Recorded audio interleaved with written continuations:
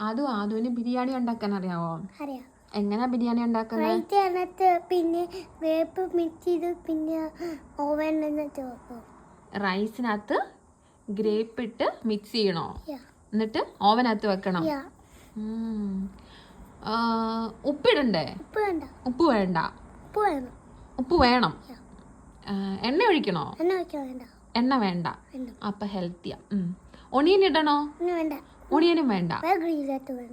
വേറൊന്നും വേണ്ട. പിന്നെ അപ്പൊ ഈ ഓൺലി റൈസും ഗ്രേപ്സും ഉപ്പും കൂടെ മാത്രം മിക്സ് ചെയ്തിട്ടിട്ട് ഓവനകത്ത് വെക്കുമ്പോൾ ബിരിയാണി റെഡി. അതാണ് ആദ്യന്റെ ബിരിയാണി. വേറെ ഒന്നും ഇടണ്ട. ബിരിയാണിയുടെ കൂടെ എന്നാ കൊച്ചു കൂട്ടി കഴിക്കുന്നേ?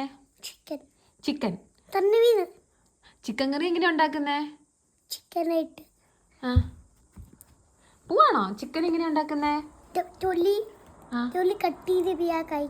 തൊലി കട്ട് ചെയ്യും ചിക്കന്റെ. എന്നിട്ട് പിന്നെ ചിക്കനകത്ത് എന്നാക്കി ഇടുന്നേ? ഓ, എയർ ഫ്രയറിനകത്ത് ഇടും. പിന്നെ കുക്കാവും. തൊലി കട്ട് ചെയ്യുക, എയർ ഫ്രയറിനകത്ത് ഇടുക, കുക്കാകുക. പിന്നെ ഈ ബിരിയാണിയുടെ കൂടെ കഴിക്കണം. സൂപ്പറാട്ടാ. സൂപ്പറാണേ.